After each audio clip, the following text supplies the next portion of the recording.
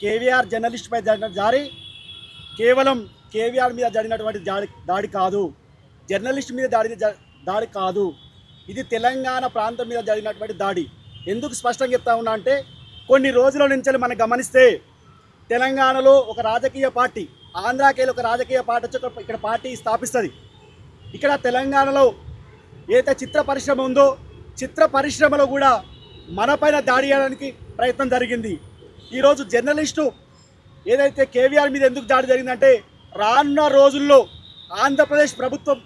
ఆంధ్రప్రదేశ్లో టీడీ ప్రభుత్వం రాదు అని, ఇక్కడ తెలంగాణ ఆంధ్ర భావన తీసుకొచ్చి మళ్ళీ చిచ్చు పెట్టాలని తెలంగాణ వాళ్ళని రెచ్చగొట్టి మరోసారి ఆంధ్రప్రదేశ్లో అక్కడ చంద్రబాబు ముఖ్యమంత్రి కావడానికి చేస్తున్నటువంటి ఎత్తుగడ, హైదరాబాదు నడివడ్డున వచ్చి ఆంధ్రప్రదేశ్కి సంబంధించినటువంటి పోలీసులు వచ్చి ఒక జర్నలిస్టును పట్టుకపోతూ ఉంటే ఈ ప్రాంతంలో ఉన్న పోలీసులు ఎట్లా పర్మిషన్ ఇచ్చారు? ఈ ప్రభుత్వానికి కొంతైనా ఇంకితగానం సిగ్గు ఉందని ప్రజలు అడుగుతూ ఉన్నారు. రేపు బీహార్కి వెళ్ళి వ్యక్తులు వచ్చి కత్తులు తీసుకొచ్చి ఇక్కడ హైదరాబాద్లో దాడులు చేస్తే కూడా ప్రభుత్వం ఈ యొక్క పోలీసులు కూడా ఈ విధంగానే నిమ్మకు నీరెత్తినట్టు చూస్తారా?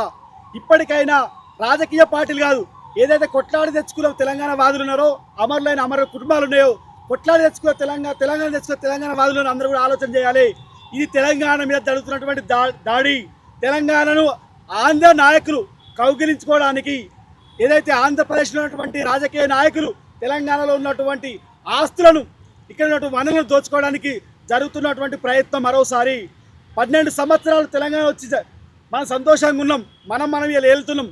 ఎక్కడైతే ఆంధ్రప్రదేశ్ వాళ్ళ యొక్క ఇక్కడ ఆటలు చెల్లట్లేవో, ఇక్కడ భూ కబ్జాలు జరగట్లేవని ఆలోచన చేసి మరోసారి ఈ విధంగా ఇప్పుడు మనం గిల్లినట్టు చేసిరు.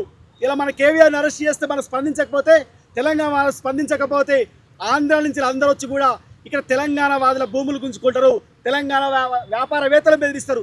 తెలంగాణ మీద మరోసారి ఆంధ్ర పెత్తనం చేయడానికి ఇలా కేవీఆర్ గారిని అరెస్ట్ చేయడం జరిగింది. తక్షణమే ఆంధ్రప్రదేశ్ ప్రభుత్వం, పోలీసులు తెలంగాణ క్షమాపణ చెప్పి కేవీఆర్ గారిని వెంటనే విడుదల చేయాల్సిందిగా డిమాండ్ చేస్తూ ఉన్నాం.